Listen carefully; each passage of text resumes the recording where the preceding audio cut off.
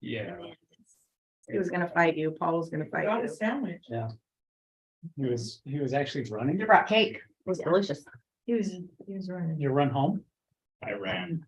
I just saw him run and check the car. More of a light jog.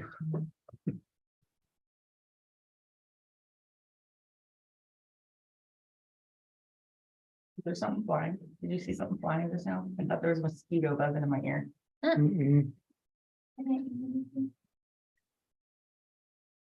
Would not surprise me.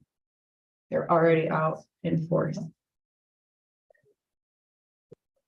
We tell mosquito abatement to up their game. They have Kill to them have all. 3 consecutive days of 65-degree weather, and then the fourth. Okay, it's 6 o'clock and we are going to start this meeting.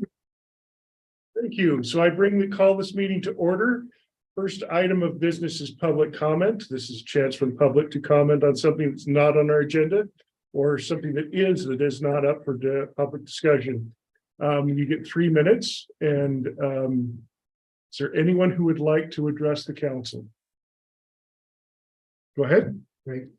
My name is Tyler Buswell. I'm an attorney at the law firm of Curtin Conkey, and I'm here on behalf of the Church of Jesus Christ of Latter-day Saints. We have one matter that is on the list here, and I'm happy to talk a little bit about that now, or if you'd like. We'll me get to wait. that. That's on the agenda, so you're Fantastic. fine. I will wait on that one. There is a separate issue that is completely separate, but it involves the same parties. So in both of these instances, Utah Department of Transportation is purchasing property from the church. Okay. And so that's what's happening. We'll talk a little bit about the one, but there's another one as part of 193 that's going to be happening, that the property the church owns is currently subject to agricultural protection area.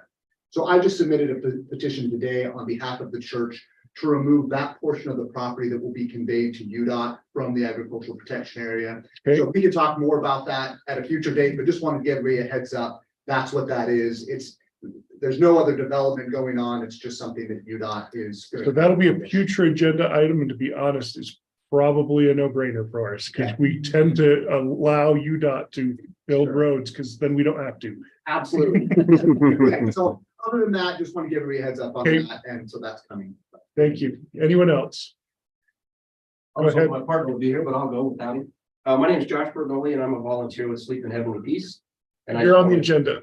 Oh, So, wait my turn. yep, you go ahead. You're on the agenda, so I'll get a chance. Any others?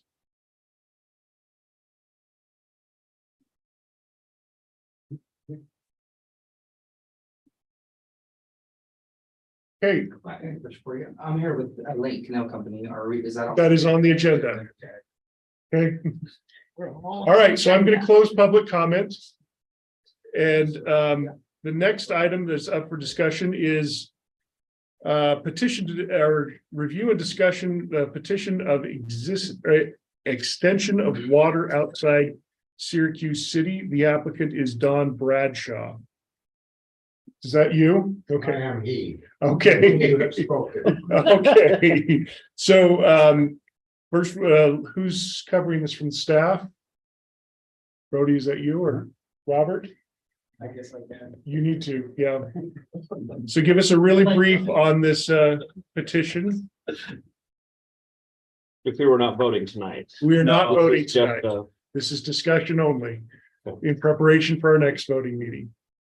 So the property for this is, it does not have a home on it. It's a barn with pasture land, and there's a well on the property that Mr. Bradshaw says is not producing.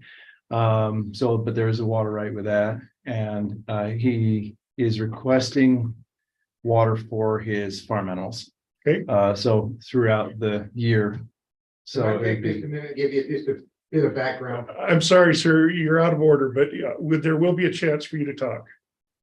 So this application request had to come through council because it's outside city limits, and council can determine whether to serve the property or not for this request.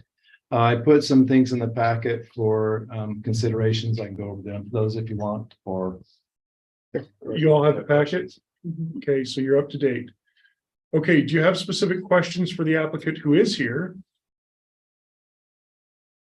I guess the obvious question is, why not annexation?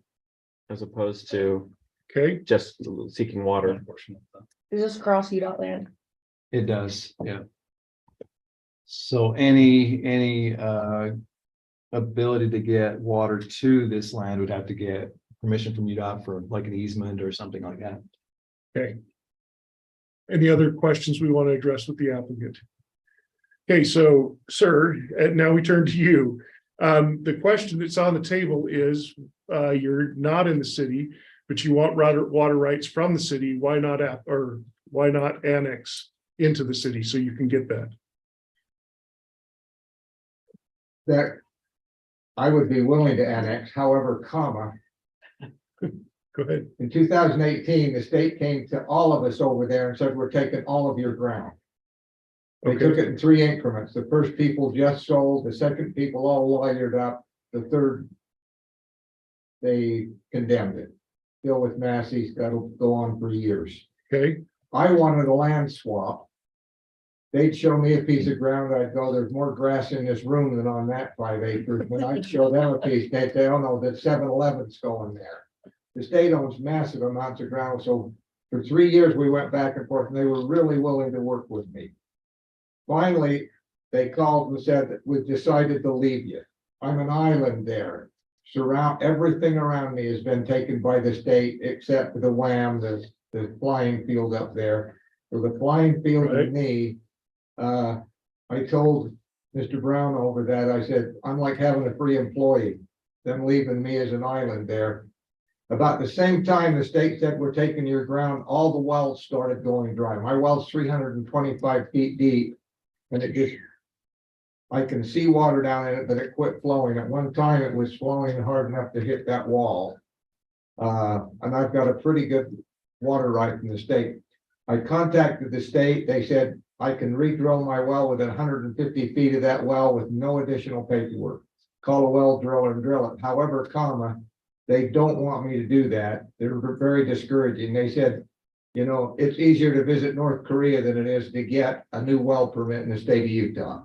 okay, They don't want to give a well permit. They don't want to reissue a well permit. But they said, yeah, you have a well permit, you have a water right. If you need water, start drilling.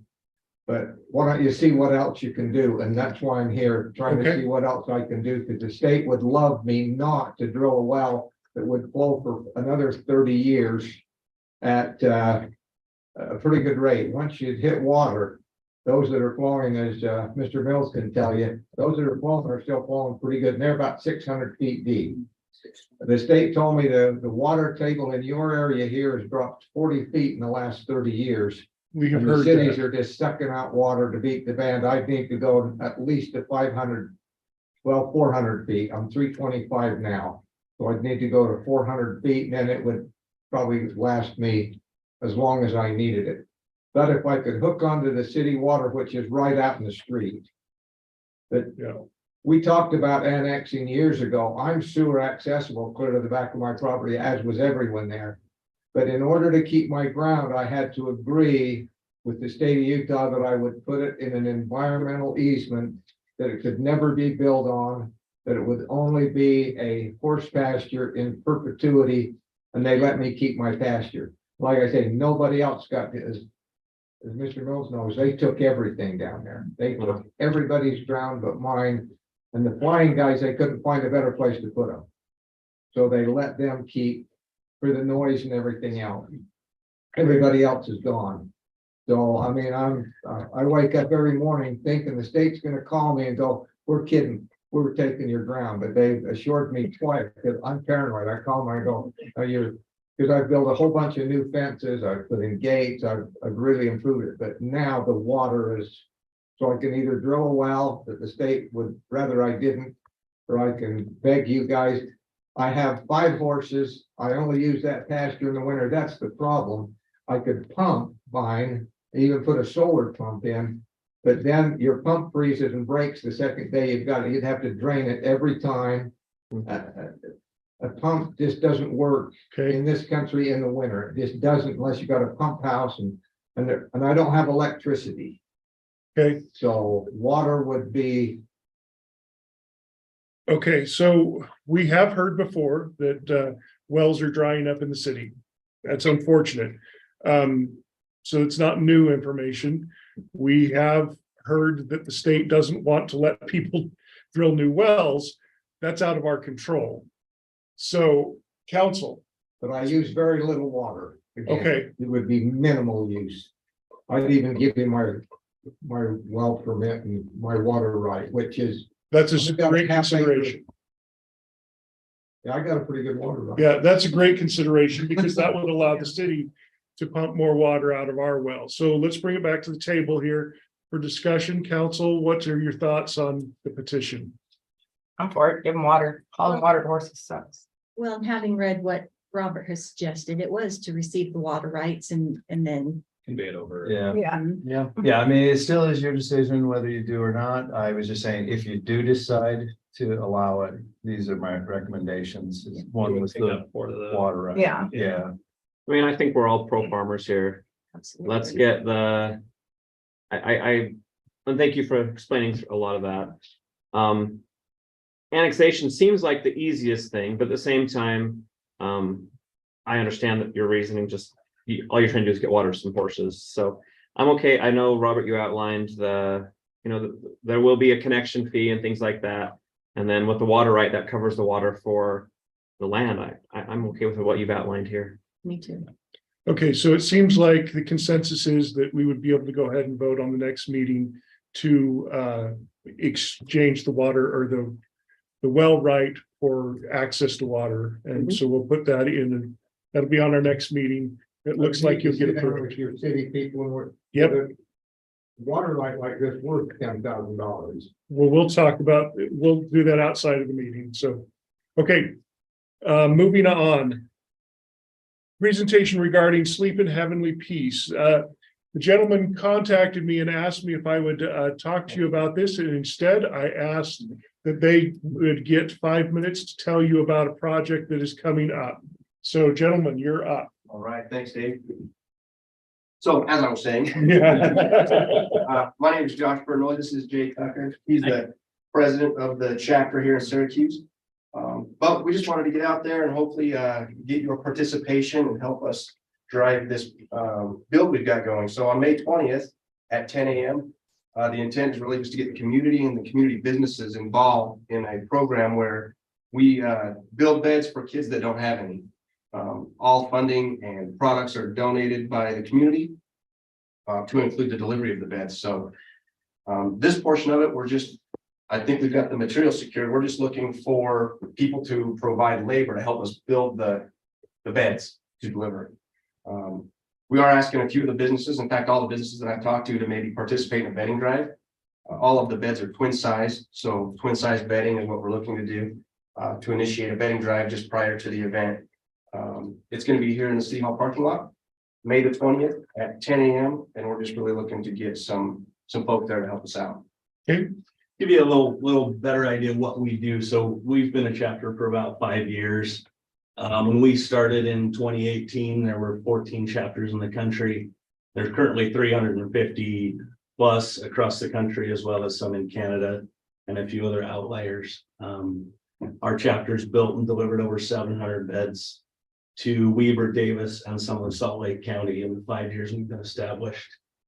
This isn't a problem that we see in just poorer neighborhoods. We've delivered beds to every city in Davis County as well as every city in Weber County. And my understanding is this does include citizens here in Syracuse that you were doing this for. Absolutely. Yeah. Yes. Yep.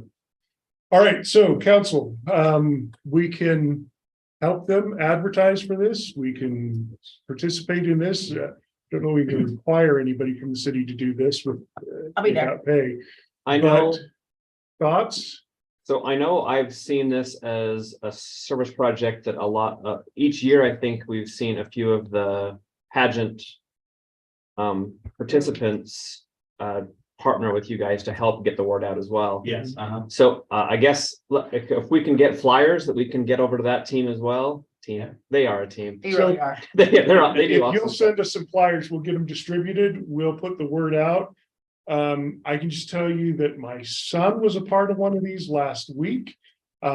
Different chapter. He's in Oklahoma serving a mission. So he did one in Oklahoma last week. So he was really excited about it. So we'll put the word out. We'll get you some help. Yeah, I'm involved with the West Davis Chamber of Commerce too, and so we have some businesses that I can give them this information to. that would be great. Yeah, we've got a Rush Funplex donated $1,000 so far, but you know, we'd like to build 50 to 100 beds, and that's in the realm of, you know, $10,000 to $20,000, because when we deliver a bed, it includes mattress, bedding, everything.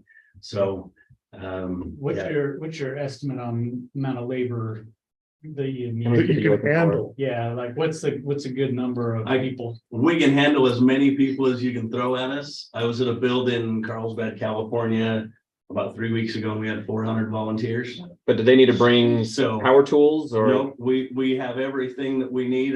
We've got 5 chapters here in Utah, so if we need to pull another chapter in with more tools, we can. Just show up with a pair of gloves and put them to work. Yeah, You want fresh bedding, new, yes, all new, please. and do you Okay. have any idea how many of those you need? Take as many as we can get. Okay. Like I said, we have about 150 kids waiting for beds right now. So we have an application process that, you know, parents or, you know, relatives, teachers, caseworkers will fill out, and then that application comes to us. And we know of the need of beds. And like I said, we have 100 to 150 kids waiting for beds right Okay, How long do you anticipate it being on the 20th? now. 4 hours is our usually about what we run. I got a couple. So Especially about the importance of a good night's sleep. great. If you I love how Miss You give me a Lisa's digital like, I got the copy, bedding, we'll and I'm get like, I that got the labor. Okay, council, I'm gonna move us on because it seems like we're all in favor and we will get this stuff out. So thank you. awesome. Thank you, guys. Okay, item E, discussion regarding proposed amendments to the budget for fiscal year ending June 30th, We took twenty his stuff. twenty-three. Hold on, we took his stuff. We took his stuff. Yeah, He gave us the- accident. Sort of. Okay. All right, Steve, quick review on this one. Okay, I'm not gonna go through everything in detail. In the packet, I do have an outline of changes. It's about 10 pages worth of budget amendments, most of them. I should say most of them. The majority of them are bigger items, so going through them quickly. We're requesting $30,000 for the demolition of 508 house. This, if you remember, is to extend and expand 500 West. So we own this home and our renters just left. So we're asking for budget this year to get that done over the next couple months. Is there any opportunity to let people go in and salvage from the house? Good question. I would do it anyway. So have been some agreements with other. I mean, I know like UDOT has a prearranged agreement with Habitat for Humanity. Yeah. We do not, we're just one group, so I guess you can set a precedent here, but we don't have an existing rule on this. If anything in this house can make someone's life easier and Yeah. they can go in the week before and just know that it's at their own risk and we're not guaranteeing the quality of anything in the house. What if they drop the cabinets on themselves while they're taking them off? That's where I said it's at their own risk. But just saying that doesn't. So- all of us or whatever.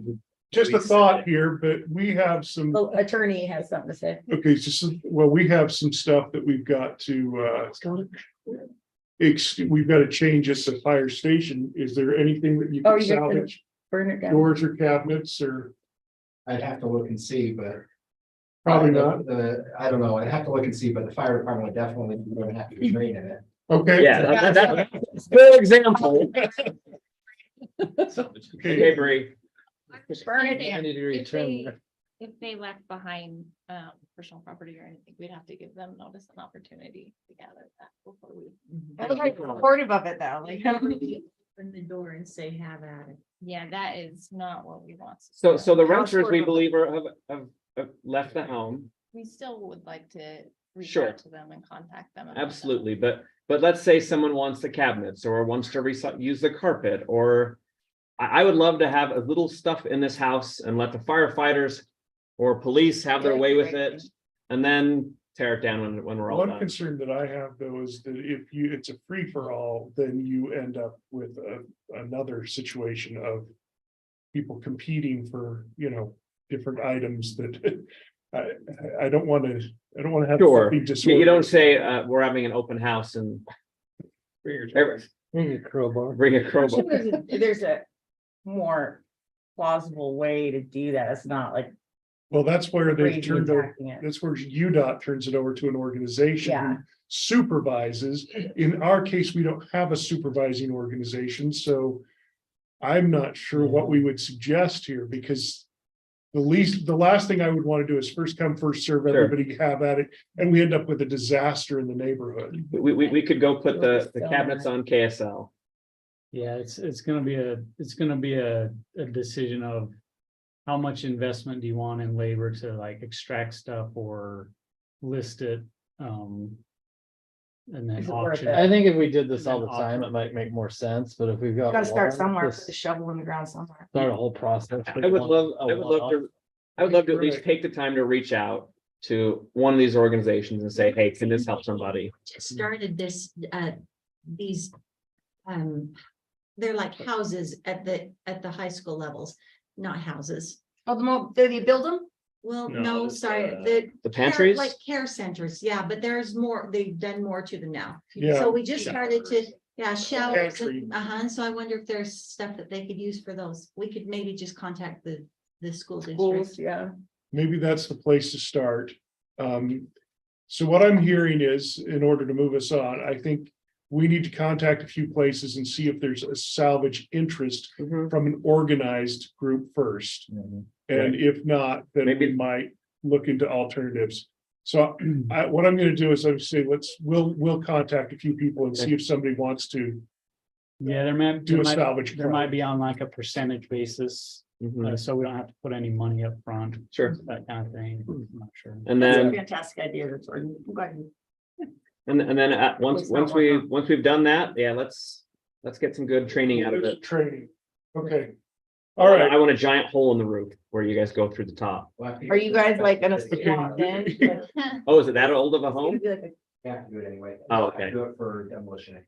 Okay. breaking windows scenario? All right, so we're gonna look into it. We'll get back to you. We will let you know what we find out. Item F, discussion of culinary water service line inventory. We weren't done with the We still got a whole budget section. key sidetrack. Me. And I'm going ADHD. I'm happy to move on. Any questions? The first one. Whoa, we skipped a Goodness, skipped a lot there. All right, I'll do this. There's no vote. You guys have reviewed the package. Do you have Yes. questions? How about that? My only question for us is that, Cresta, what are we doing to ensure that, I mean, insurance plan, securing this playground floor to prevent another? Yeah, that's a Yeah. lot of money to Oh, put yeah. into this. Be a new warranty and everything will be good. This company is like already 100 times better than us. Is this another pour in place or is this like the carpet? We looked at all the options Mhm. and they've done a lot since we built it before the form place come a long way. Okay. But yeah, this group is doing it. It's been We really feel better about it. Oh, yeah. Okay. Can we put more benches around inside there? We are going to actually take out the music garden because Oh, it just gets, and we're gonna put picnic tables in there so people can sit and eat and. Ripped pieces. I just know I would love some benches at the front part of it. That's where my kids always love to play and you're just kind of like I literally see people bringing in lawn chairs and just setting them up in there. By front, you mean like the west? The west side, yes. So on the west side, it needs a couple benches, just people are setting up chairs and I don't know if the chairs are great for the Well, the look, pour it's in just because place. the way that you set those, it's trip hazards. Like if somebody fell into those, because if you see where the benches are, they're kind of off to the side and on the concrete and stuff, so they're put right in the front place. We can look into it, but That would be my only thing. we've kind of already done the bid and all of it and everything, like they're I'll come starting, put the bench they're in. starting first. Bring your lawn chair. They're starting. So you'll take on the liability if it's a trip hazard? Bench savage. Benches are trip hazards? They're not They trip can hazards, be, kids if you can could fall into it. Oh. It has to In be the sufficient playground. distance away from the. All the sorry. ladies sitting there, they're gonna run to the bench anyway.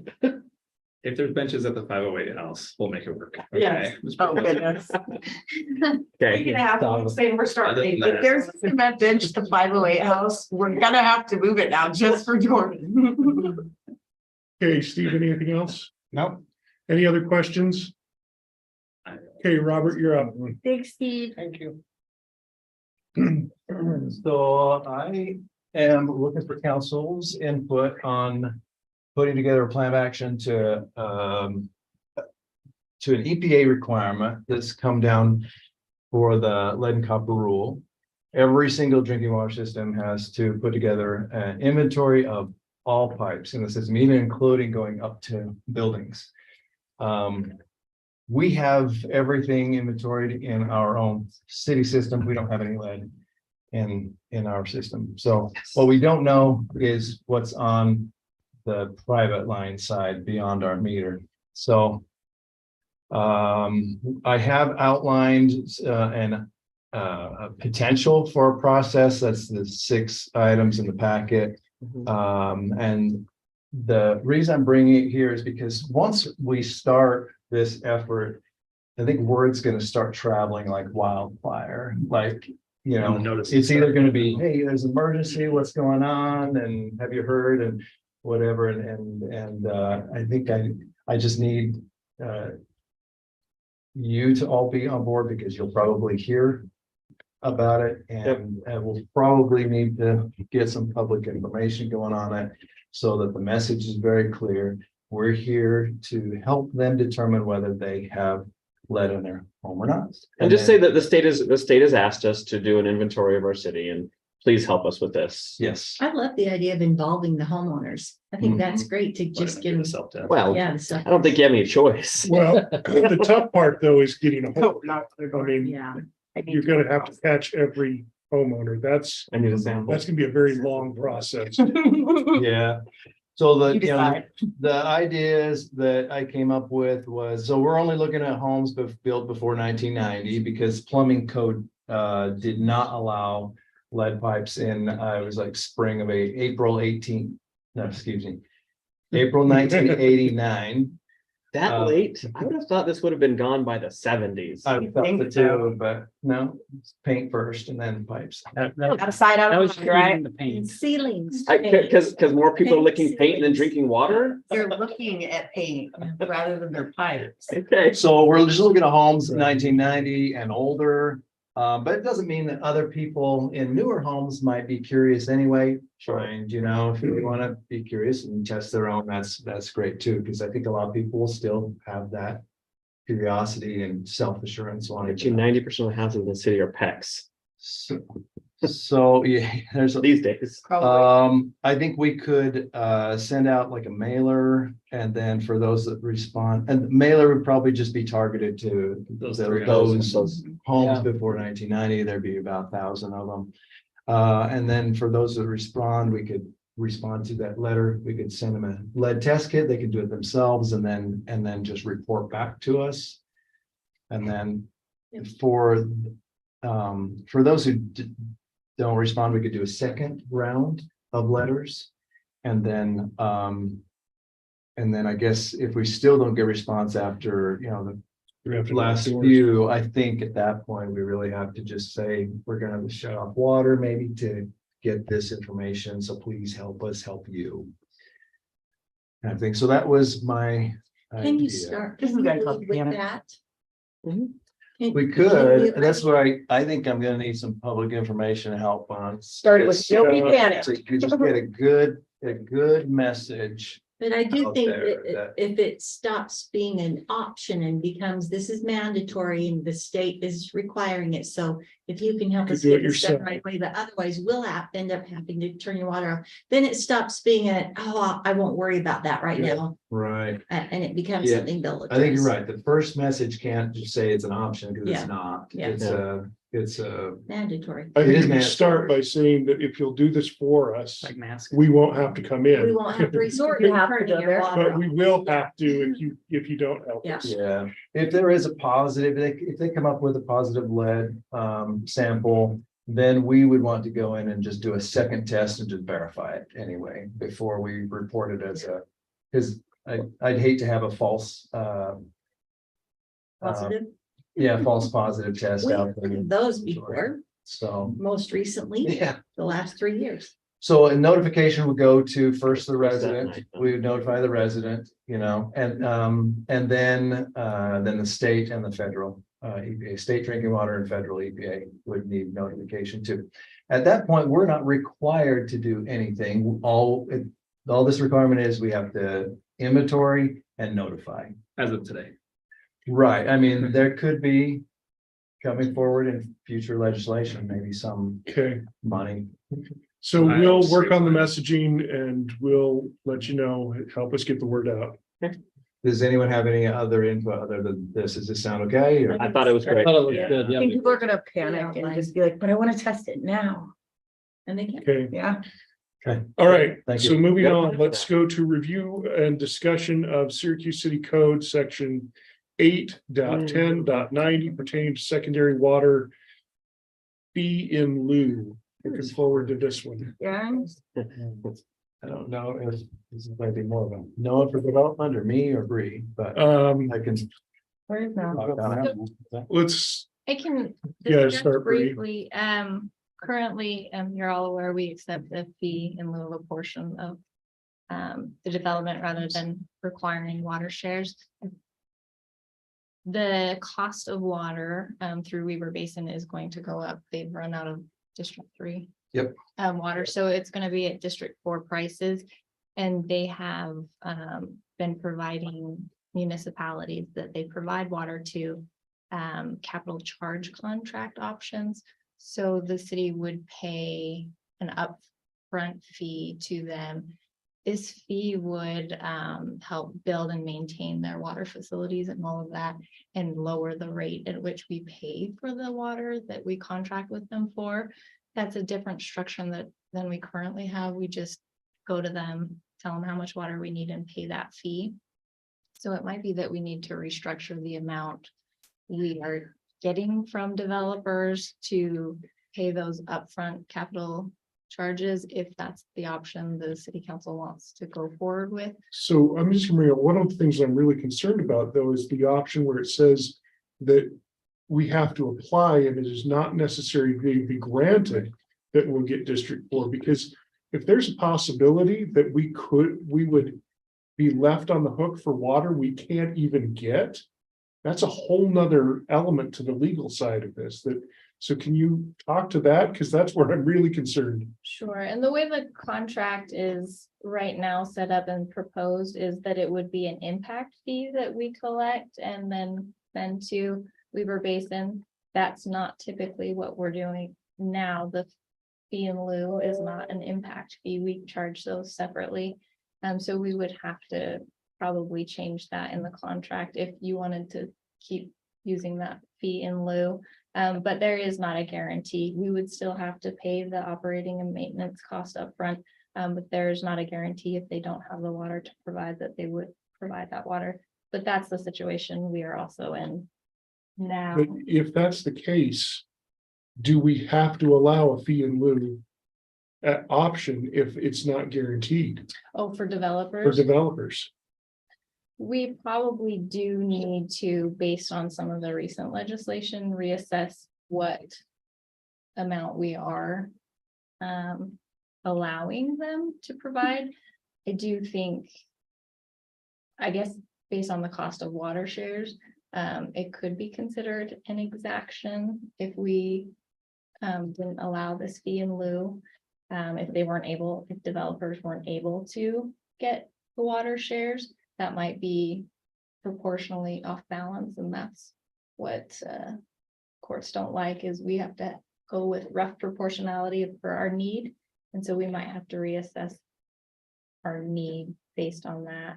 And I do know that Brian, our city engineer, had mentioned we probably need to revisit exactly what we're requiring of developers, because the state and Weaver has lowered one of their requirements, but Oh, that's different. That's I- shares, the number of shares.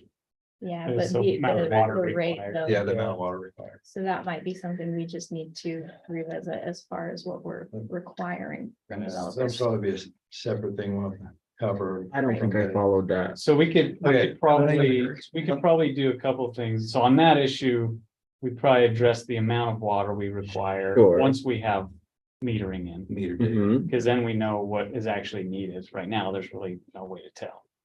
But one of the options we could do, and I think we might have to do some ordinance work.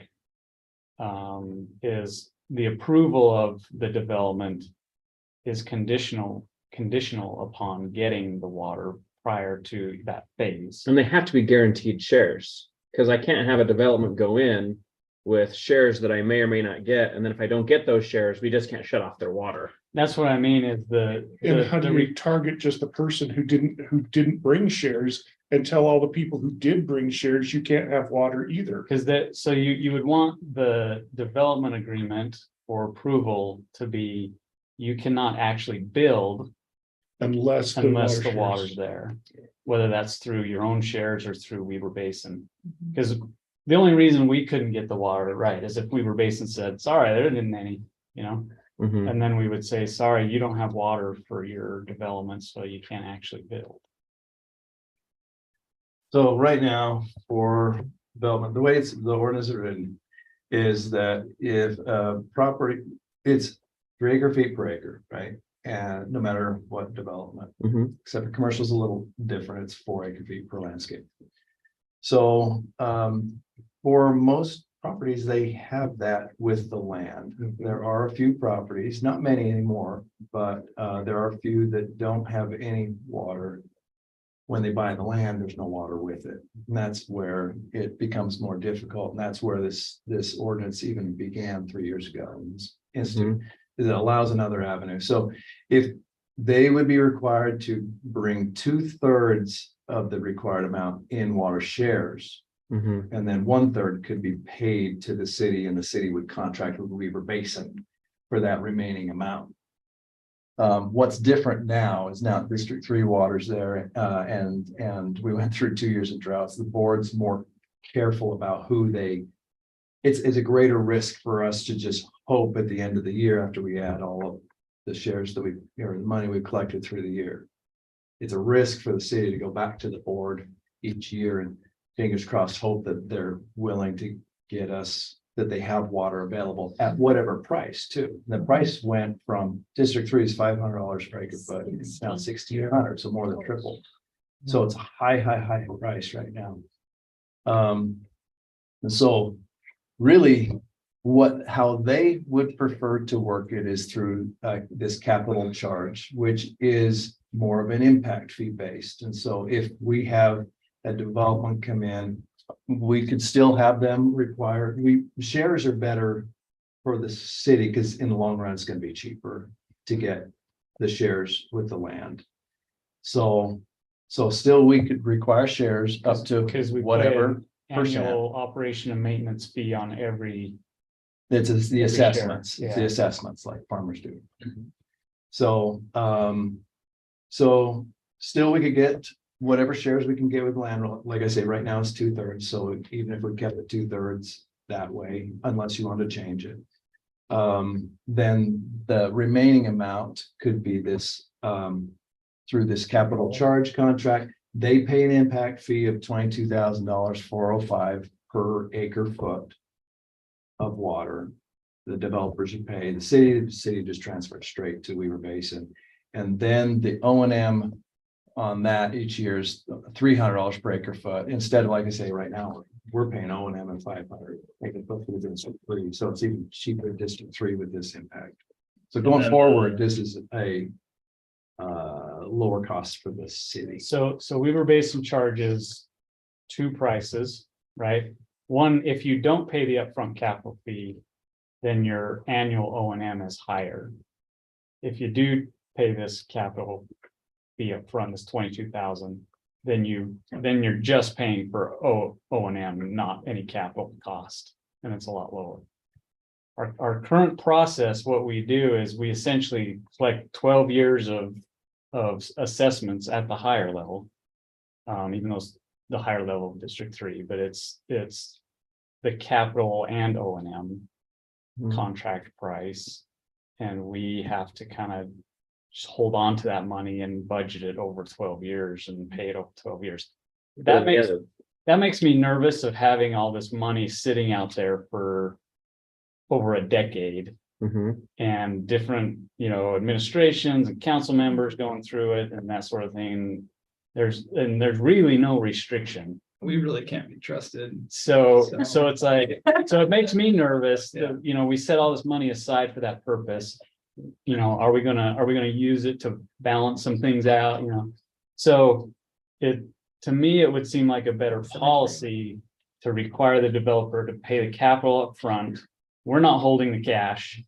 And then we just pay the lower operation and maintenance assessment, like you would with a share, a water share. That makes sense.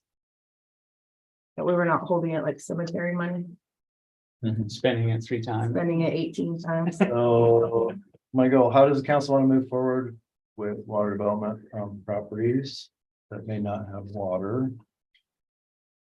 And what input to the ordinance language, if any?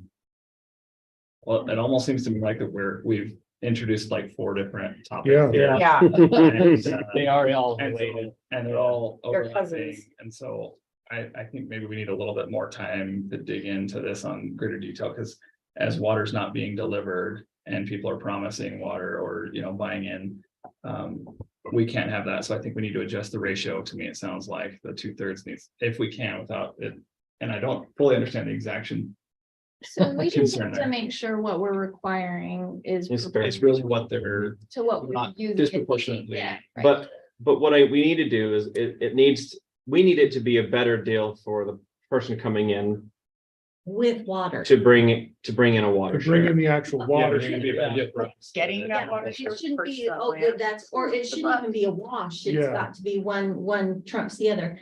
Tell me this, what in the world, how do you not have District 3 water? What does that actually mean? Oh, Means they're not selling it anymore. okay, so But there's, when Weaver Basin first started, this is going back in history, I'll try to make it quick. The original time that Weaver Basin District was created, and they built like Echo Reservoir through the Bureau of Reclamation. That was their original cost of water, which was the cost of building the system back then. And, the cost was probably high enough cost for them, but that was original cost. That was like District 1, I guess. They didn't call it District 1, they called it original. Then they had more improvements to do, so they went to a different rate.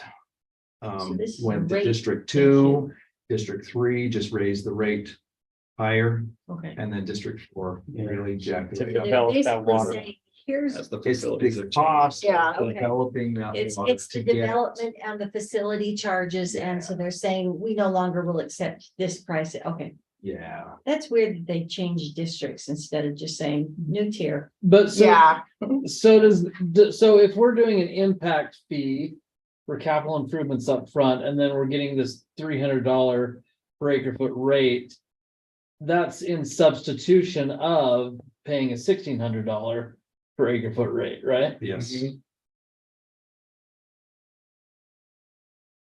So there is the option, just throw it out there. There is the option that until we get a little bit more data, we only accept water shares.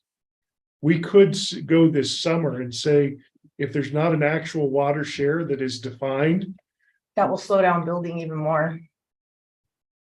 I think will it? it's made Because we've got worse. some, well, it might slow down new permits. Yeah, But we have enough permits to do all the building we can really handle right now. water's real hard to get if they don't It get it is. when they buy the land with it, and a lot of farmers that own their water shares aren't selling them. Wow. Or they are selling. What them that does is and then that, selling the land separate. And don't. You're not selling them. That is Well, true. They lease them, they hold on to them. Look at the Black family, they hold on to them and lease them to the church farm every year. They don't sell them, they keep them, and that's the retirement plan. Some are doing. Let's So- just donated. the alternative is that selling the land is worthless unless you sell shares with it. And that would turn the market towards if I don't sell them, nobody wants to buy my land. Because by providing an alternative, we're saying, okay, now you have a reason to not sell the shares with it because there's another way for people to get water, but in reality, there isn't. So There's actually a provision in our ordinance for the shares that are tied with that land that is being purchased. yes, It has to come. It has to come with. Has to shares. So they can't just say, I don't have any water to give. right. You have to say. if They you have to it, prove you have To give it. Yeah, They have Yeah. to prove. unless they sold them like more than, I think It's it's 5 years. 5 years ago. Right now, our ratio is 66% has to be in shares. We raised it, didn't we, this last? 67%, It used to be 50. Used to be 50, Yeah. it's 2/3 now. and you're advocating for 100%. I'm saying that until we have more data, because without the data, I would agree with that. without the data, we don't even know how much we're gonna have to require, how much we can get. Yeah, and I'd like to see kind of what the last 3 years have looked like as far as that ratio and how we've delivered on that. Like, is it pretty much everybody pushing for the 67% or Most of 50% at them, some point? what it Most did, our of them will evaluation share. was almost 3/4 were provided. Yeah, that's Was why we the- went up to 2/3 is Was because because it was, 3/4 was already being happening. provided. it was already up in that, yeah. Most were over 80%. So if they I agree give with you. 100, if they give 100% water shares, then we don't even have to worry about capital Yeah. charge at all. At all. That's what would happen. I Yeah, would that's a just, good benefit. I would just ask to let me Yeah, get a little bit of time to make sure, if that's something the council wants to move forward with, that we're legal. Yeah. Yeah. And I Why think would that's you good. not So do this, Brady?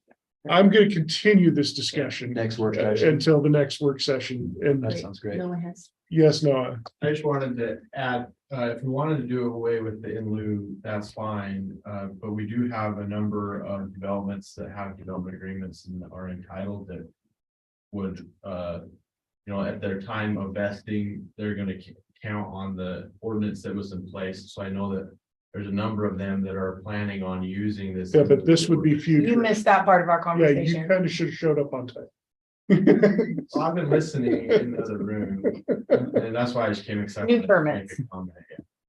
New permits. Yeah, so as long as, I'm just saying. that So we would be fine, as long grandfather as it's that in. clear that, the ones that already. I don't think we can any other way Yeah. legally. I don't think we Yeah. can tell people that we've already vested that we are going back on Can't the change word. their contract. That would be a legal problem. Yeah. Yes. Yeah, so, all right. Continuing to next work session. Thank you, Robert. All right, discussion regarding interlocal agreement for victim services. Free. So I provided the proposed renewal, the statistics of each city is where the crime statistics of each city is where we got the percentage of what each city would be paying. Those are estimates for year 24 and year 25 that we would expect each city to cover the cost of that the VOCA funding doesn't. Celeste and I are currently filling out our applications right now and we'll submit the grant next week. We are hoping that my estimates are just really high and that it'll actually be a pleasant surprise, but that's sort of what I anticipate based on our award currently and the cost of the program.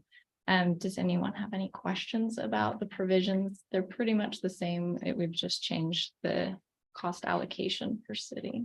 Yeah, we're good. Okay, I think we're just gonna continue this one. So, great job. We'll continue the victim services advocate and the interlocal. Any word from either of the other cities that they wouldn't be interested in going on?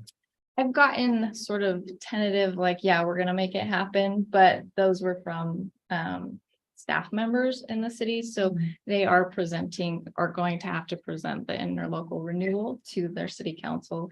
And I don't have a read on that yet. Okay, City councils are rough. all right, let's move on to item I. Discussion regarding proposed amendment to development agreement with Columbia Ogden Medical Center to their agreement. And without having to go too far into this, we know that we just are adjusting some wordage to accommodate what was brought up earlier. Did anyone have any questions about? Sure, it seemed pretty straightforward. I mean, Yeah, Let's not That- impede The their. DA already assumed this was what was going on. all right. it's just changing wording. So we're okay to move this to the next for a voting session? Yes. We're good. Thank you. Sorry, Bray, I have to make you do the trip out, but we try to accommodate this kind of thing. Fill that hour. Good job. A couple, one for the road. All right. Update on Fire Station 32. Oh, Okay, while Brody's bringing up some stuff here, I'll just, the factual summation, just an update. We've met with Galloway a couple times. We continue to meet with them every other week. Or we are planning on continuing to do that. So far, we've talked about a few things. One of them, we're still working on the building footprint, including the spaces and the square footage within. This next one here, Brody's going to bring up some maps that were in the packet as well. It's identifying the two locations. Originally, we talked at placing the station closer to the pump house. And then another location that was closer to 1000 West in the Bluff. I kind of like the second one better. I like the first So- one. Oh, So Three. there, as he's bringing those up, we'll talk about some of the challenges that there were. So the one that was closest to the 1000 West just wasn't a lot of room. There wasn't enough room to move apparatus I did around it. see that. It was really close. It was a tight fit. And one of the, so it would have been, this one here is the one that's closer. So this is the one that's closer to the 1000. So there's, Right. it's a real tight fit. One of the other, some of the other issues with this is that, the Bureau of Reclamation has, how, is it 100 feet? It is 100 right away. There you go, 100-foot right away, right across the front where our curb cuts and our entrances would be, and It's all, so, all along Bluff Road there. yeah. So one of the challenges would be if they ever had to access that they're tearing up our entrance and Your exit, driveway. our driveway, and Emergency path. based upon the agreement, the city would have to replace that one at their cost. So I'm hearing you're leaning towards the other one. I am leaning towards the other, but Okay. you had asked us to present both options. I appreciate that. Okay. Here is the second option with the pump house. Some of the challenges, once again, was the Bureau of Reclamation on the closer to the Bluff Road there. And also the utilities run almost kind of a southeast from the pump house to the Bluff Road. And so if we were to build right up close to the Bluff Road, we would put the building essentially right over the top of the utilities. So it was suggested that we move it back in off the Bluff Road and have a smaller road built or a local, a smaller volume road built that the station would pull out onto, that apparatus pull out onto, have access to Bluff, and then have a secondary access. This would also be a secondary access for Jensen Park. And have the movement through there if we need it as well. We're okay if that's a public road. I mean, I guess it's planned to be. I'm just not sure. Yeah, it would be if it was wide enough and we didn't have vehicles parking in front of the station, we could work all that, but it would actually be really good. It would be a good choice. We wouldn't be coming in on higher traffic. If we had to back in, we wouldn't be impeding traffic. So what would we do with that area between? That's what I was gonna ask. That looked like a giant. That right there is outside of the fire department's Natural. Yeah, so those are some of the dilemmas that this Don't you know creates. those? Yeah, we talked about this would be future expansion of Jensen. Jensen Park. This kind of puts the fire station like right in the middle of it. Yeah, it kind of makes it not really great expansion on either side. They're both kind of. You could almost, You kind of killed the expansion. you could almost salvage most of it if the fire station were moved back even closer to the highway. Yeah, I was gonna ask that too, is could we go all the way back to the easement and then at least we have the most contiguous park land left? Or the other option is we could move the station itself further south and have a little bit, keeping it back. So Yeah. fill that room further south, but that's more that we would have to work with UDOT on. We have to buy. We would have to buy. Sarah, I had heard that maybe that between fire station and freeway, talking maybe you get space for potential training. Well, that's why we were looking originally at about the 2.5 acre Okay. there, so. I am going to invite Ms. Creston to say. Oh, No, I want to include you in this because from a park standpoint, how do we get This is a whole both family of these? conversation. Well, how do we get, Fantastic. how do we get both to work out, good? What's the best use for both parties?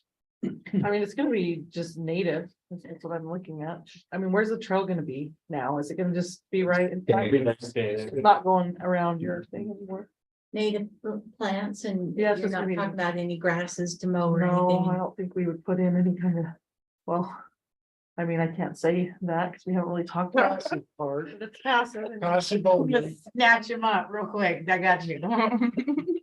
I mean, there would just have to be a whole discussion of what we want, because that's To take care of the frag. They Yeah. sell Utah We'll native just burn it down. flowers in a bag. Just I'll go out and spread it. there's a lot of frag right through there, Yeah. so. You do, yeah. See, Yeah.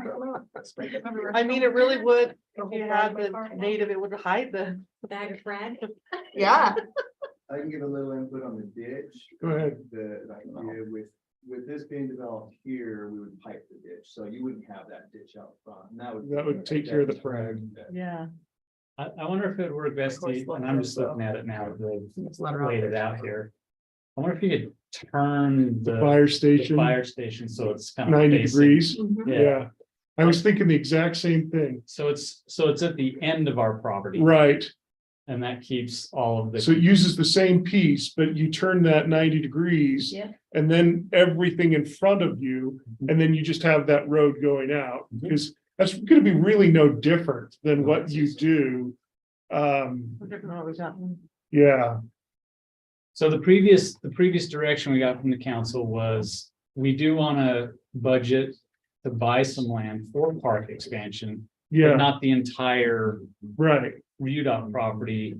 And so we're trying to strike that balance of how much land do we buy for park expansion and still get the fire station where we need it. Right. Additionally, on yours, if we turn that station and we don't connect that road into Jensen Park, that only gives us one entrance and exit Right. on the bluff. And maybe So the we road have still to- connects, but you Yeah. have. It makes it so that maybe we could build maybe a pavilion or something off to the sides of those and make it a little more usable as park space in front of the station. Yeah, absolutely. You want to think about snow melt too and ice, on the driveways. So. I think positioning is a good thing to think about. Is there any reason, Go ahead. is there any reason you would ever, on a fire station, just put heating in the driveway? Is that? We could. I don't know how Radiant expensive heat? that is. Yeah, just, I mean, you only have to heat it to 36 degrees. How's that work in Utah? Is that being done? Yeah. through that? Yeah. Oh, yeah, lots of people do radiant heating. We have radiant heat in our house, but we know, we have quite a few friends who've done it in their driveway. In their driveways? I've heard a lot of people do it in their, What's- on their dairy What's farms. the expense? I do not know, but we can. It's more expensive than a shovel. More than a shovel. You usually have to have, 21 And firefighters. 21 firefighters that We don't pay them have enough nothing for to that do with, too. there's nothing to down. 21 double salute. Yeah. All right, well, this was an update. It seems that we've brought some valid questions for both of you that we were gonna want to consider. Were there nothing to vote on here, but thank you. We for just, the- well, there's some other We have stuff, one other but we item. just also Oh. wanted to work on some kind All of right. direction because Galloway is actually, we're getting to the Getting point close. where they want to do the studies, the land studies, the purchase with, or the working through the purchase with UDOT. So we really kind of have to narrow it If down. generally you're good with this, if the north location, Mhm. Mhm. we can start working with that. The next step is, originally when we, did the RFP for the architect and everything, we were thinking we would design a building and then go out to bid like we normally do. Oh, yeah. One thing we've learned in this new environment, this new construction environment. They want it all. Where materials, the cost of materials change so much. There's another process that we think we should adapt to, because it'll probably be better for us, is this CMGC, which is Construction Management General Contractor. Basically, what that is you hire your general contractor early in the process, like actually during the design. They are part of the design team for a flat fee. And then the cost of building the building is a percentage, their cost is a percentage of the whole building. The benefit you get is they're more in tune with what's actually going on in the construction world, even more than the architect. So an architect might design something and a lot of times the contractor said, well, you can actually accomplish the same thing by doing this. You And don't it's accidentally cheaper. build the Or that wrong material's covered been parking. Or yeah. Well, I yeah, think, yeah, I think one of the things to consider too is that the older way of doing construction, a lot of times people bid with contingencies because plans were not complete.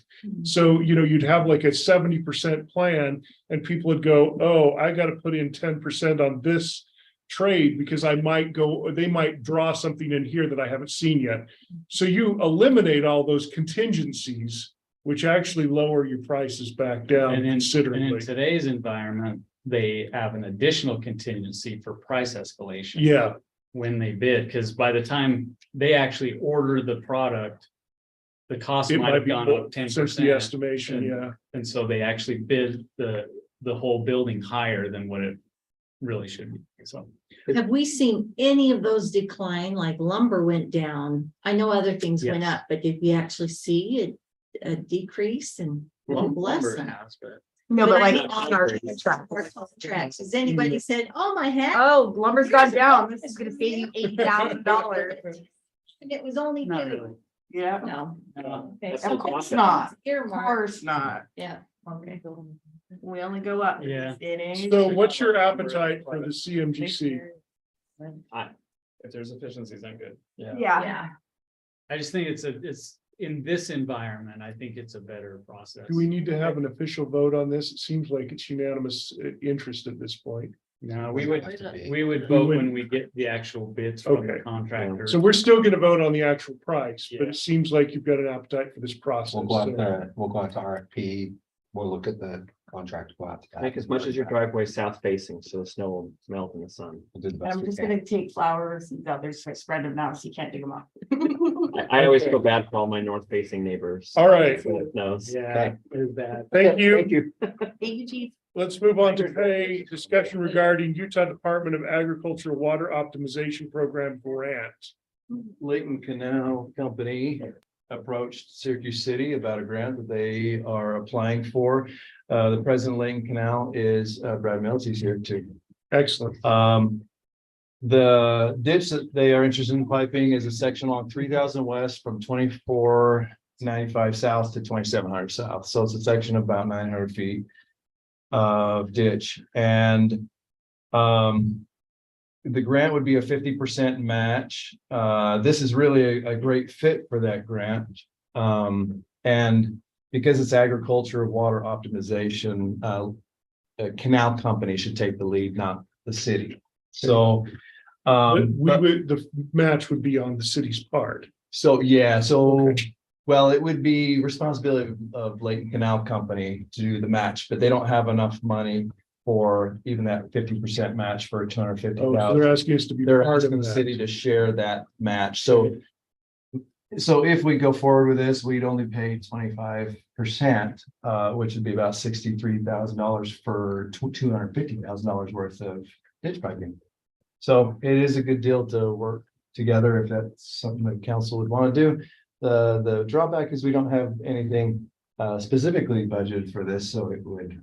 Well, that is something else. If we were, if the grant were awarded, we would have to come back and try to. So I guess my Get some question money. is, who owns these ditches? So They're Layton. Layton Canal Company, but it's Layton Canal Company's ditch, but we also run stormwater down it. So there's Yeah. a share. So I can't vote Yeah. on this, Because this ditch has literally wreaked havoc on my life for the last 5.5 years. I'm not kidding, and it's not funny. You could probably stop that in that moment. So what's the, You wouldn't be so smug if it was doing it to you, I assure you. The amount of water that comes out of that ditch from waste and just the willful neglect of the maintenance of that ditch is unheard of. Water just spews out down there at the 2,700 stop sign. And then when you have the LDS church farm, the way they set their water basically creates a huge retention pond because they have to use a pressure system and they don't have one.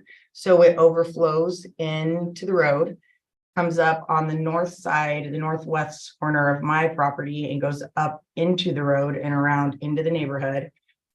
This ditch is 100% a lawsuit worthy ditch and should be piped the rest of the way down.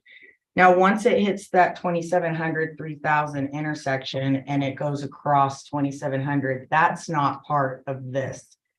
But that's going to create a problem if it's not piped as well, and the whole thing should be. But starting with this is not a bad deal, and it absolutely needs done. my concern is more along the lines of, it's oftentimes difficult when a city pays for private infrastructure. It's not. In this case, though, it's. Because we just want it's owned, but it's not owned by the city. Admittedly, we use part of it, but I just want to make sure that we're very careful when we're using taxpayer money to improve something that belongs to someone else. So it doesn't belong to us, so that's the problem is in the winter. Okay, sir, officially, do we have questions for Mr. Mills? Yes. I'm willing to bring you forward, but rules of order, I can't just let you speak out, so. Yeah, I'd like to hear the ownership and kind of what. Okay. Yeah. Yeah, I would like So, that clarified. I'll invite you into the conversation here, but sorry, rules of order have to be followed. Okay, so go ahead. What's your, Okay, so the problem is I understand you guys say it's all our ditch. But in the summer. Just teach No, me. no, that's fine. And in the summer, we 100% use it, we send water down for water for the irrigation for the farmers. In the winter, we take the water out in October. So from October to May 8th, we have zero water going down that ditch. Mhm. So therefore, it's all the city. There's land drains tied into that irrigation. So if it rains, we can control that water to a gallon of how much water goes down that ditch, 3.5. I know exactly how many gallons is going down that ditch. If it rains, we can control it, but once it rains and the land drains and all the storm drains, that's from the city, that's had nothing to do with the farmers. Pretty soon, they're all tied into that ditch. Pretty soon, next you know, we're flooding Miss Garber, we're flooding the corn, we're flooding 2,700. We're gonna be backing up.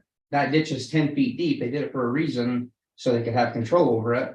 So it's not just a Layton Canal Company ditch. It's a joint deal. The problem is I meet tomorrow with the Department of Agriculture to start working on this grant.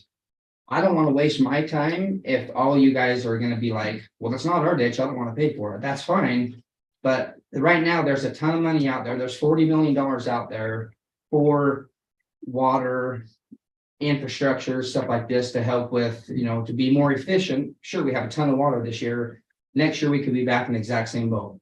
So why not take advantage of the $40 million that's out there this year, jump on the bandwagon, get, it's going to cost us $250,000. We have to pay for 100 of it, 125, 60, $1,000 a piece. I understand you didn't budget for it. We could just sit back as a canal company, just sit back and say, okay, we'll wait till you guys do your roundabout. Then you guys got to pipe it so far up anyways with your infrastructure. And then you guys pay for the whole thing and we'll just ride on your guys' tail. Or we can jump in together and say, we'll pay half, you guys pay half. We're going to protect us, you guys as the liability. You start flooding all these people. It's not going to be on us. I can control my water. The water when it rains, it's all you guys that's jumping it up. So I would just, would rather you guys say, okay, we'll try to help out and jump in and pipe it. One, so we don't have a car in the ditch. Two, so we can pipe it. It's for the safety of everything and it's more efficient. for So everybody. that water, when the city, it's the Walmart retention ponds, Clearfield and Syracuse runoff. Once it all hits that ditch, there's the pipe that comes down, there's a 10-foot drop and then it bubbles back up and over, it's supposed to overflow into that ditch and it doesn't.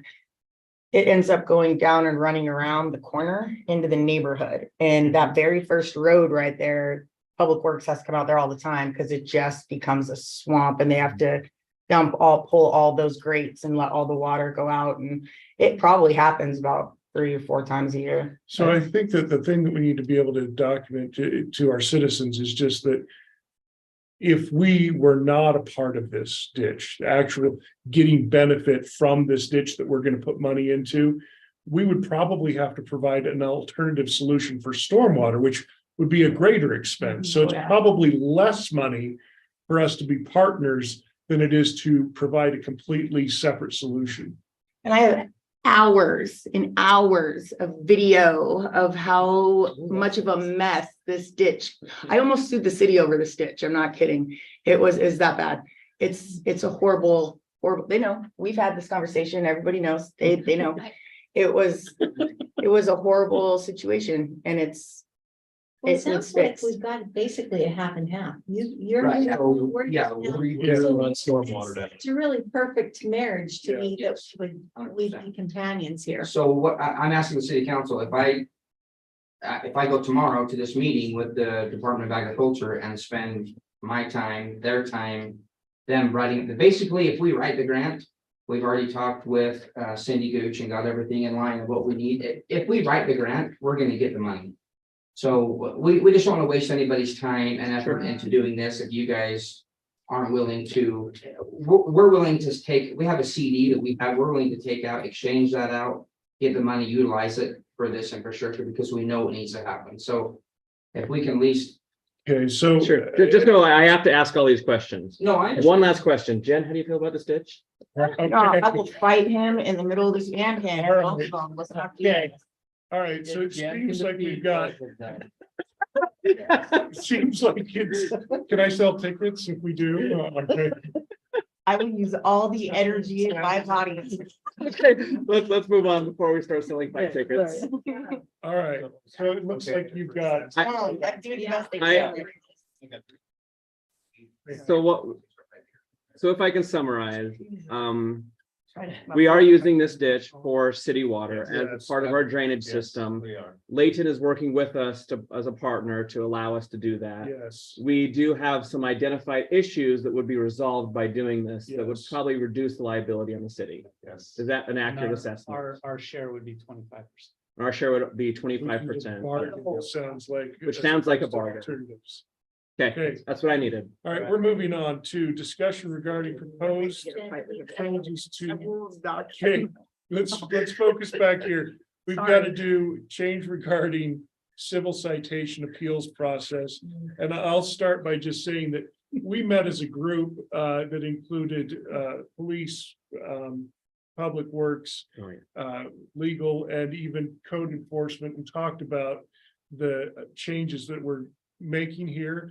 But we probably need to deal with the appeals process. That seemed to be the thing that was completely dysfunctional. And so Bree has some ideas, and I'm going to let her present those because I think we've got some good solutions. So we just have right now in our code, all of the civil citations that are allowed. They just have different appeals procedures. So Title IV, as you all know, the water citations, the appeal process is in front of you. The parking citations, the appeal process goes to the justice court, and the other appeals procedures, we already have it by code that we would send that to an administrative hearing officer.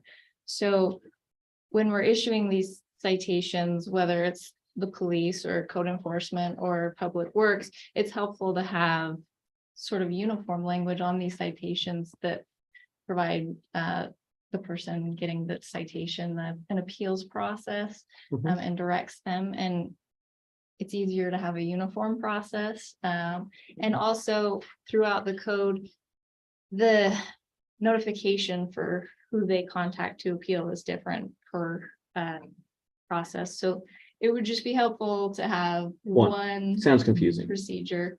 And that way, when citizens call the city, and oftentimes they're calling Steve's department to pay citations or to appeal.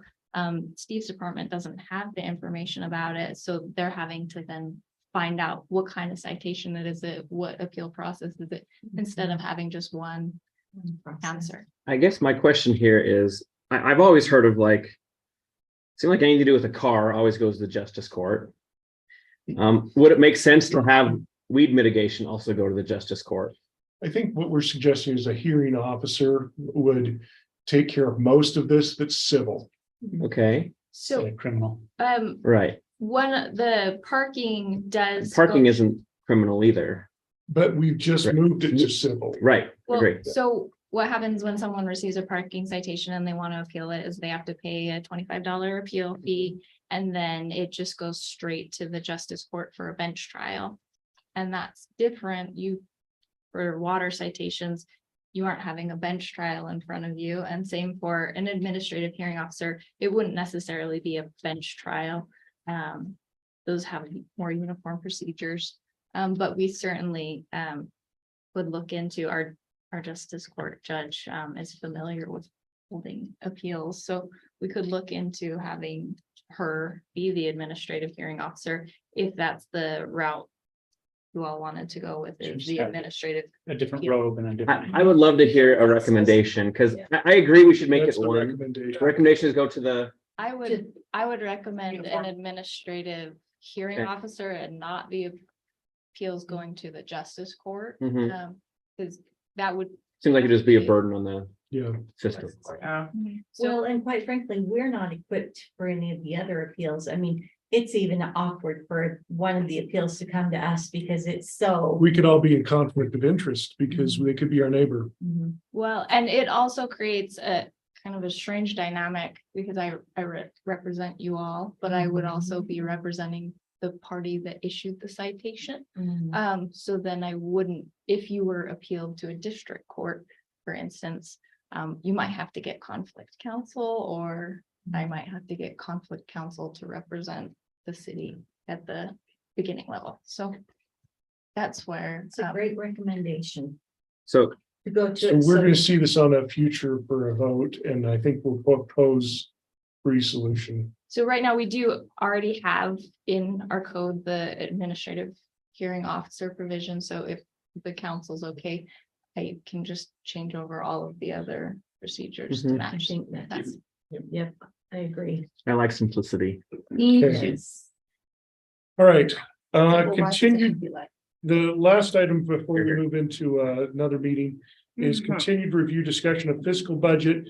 This is just an opportunity, if any of you had something you wanted to bring up that's in our current budget.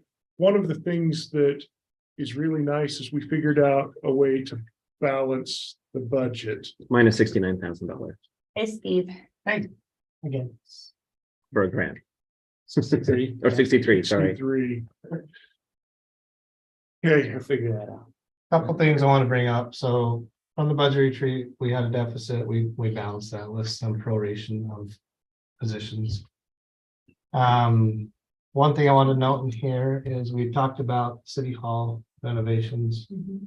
Are we okay with moving forward with that? Notice now, it's a 6-month notification for them to move on. I think now that, especially since we've identified violations, or at least potential violations, I think it makes sense to move forward with that. Based on our Violations audit. of time. No, just the fact that privacy privacy. for legal, Yes. some of our. Yeah, that we've had an audit, we have findings, we need to resolve them. Yeah, great. Yes. Okay, so that's a yay. The second thing I want to bring up, which is not in the memo, but has to do with the budget. We talked about the turf tank in the budget retreat. Mhm. Cresta is requesting. Could we put it in a budget opening this year and get it now instead of waiting until end of season? For what? The turf paint. Buy it this year, so Cool the- marker. the liner for fields, Okay, turf tank. so that we can use it all What was season. out there today? Is that like an old thing? There was something out there. Painter. Oh. That's very. This is a That's called a robot. city Like, that would employee. be that new thing we're buying, because that thing is ugly. It was. That's the old So thing the we're turf replacing. tank is a proposal in the 24 budget. If you guys are okay with that, her request is can we move it to the budget opening in 23 here now? Would that We're mean moving we'd have to from 24. redo because then we wouldn't balance anymore? It'd be in the capital fund, so it's a matter of, we have the cash there now, we've used the money this year, and then we wouldn't spend it next year. You get to the same. You could take it from the penny, cemetery penny. account. I feel like we never spoil. And how much was Parks and coming Rec. in? We should probably do something 50. for them. I'm okay with that. I think it would be wise. and Mike will Helps us get you find the to that. 63 in next year's budget. Do it Right. right, save us on manpower and everything else. I'm good with that. They'd buy it in July anyway. Yeah, and it's just so that we can get the process of being able to get it programmed and all that. If we do it in July, we're not gonna be ready for August when all our sports start. Yeah. Okay, And you're gonna need it for the pumpkin walk, Absolutely. for a ghost and some pumpkins on the field. Wow. okay. All right, so we got, Thank you. any other questions in the Yes, budget? ma'am. So one other Thank you. thing, Not referring to be again. this is a balanced budget Sorry. proposal, so. You see the dates and times, if you guys are okay moving forward, we actually just have an approval in June, which. It's been a few years since we've done that. No truth in taxation hearing. Thank You'd you. make my whole year if you. Well, we do need head nods from everybody that we're not gonna do that. But that's kind of that is what is proposed, if that's what the council wants to do. Okay, I've seen enough head Gotta nods. finish, gotta be in here. We are not gonna do that. Even though I was tempted just to point everyone at the state legislature for the. I hear you. additional Fees. I understand. Okay, thank you. We now need to call to order an official meeting so that we can adjourn to a closed session. We have 2 closed session items we need to talk about tonight. I think I already know at least one of them. So I call this meeting to order. Can I get a motion to go into closed session? Moved. Right, do we need a Seconded? Second. Aye. Aye. All in favor?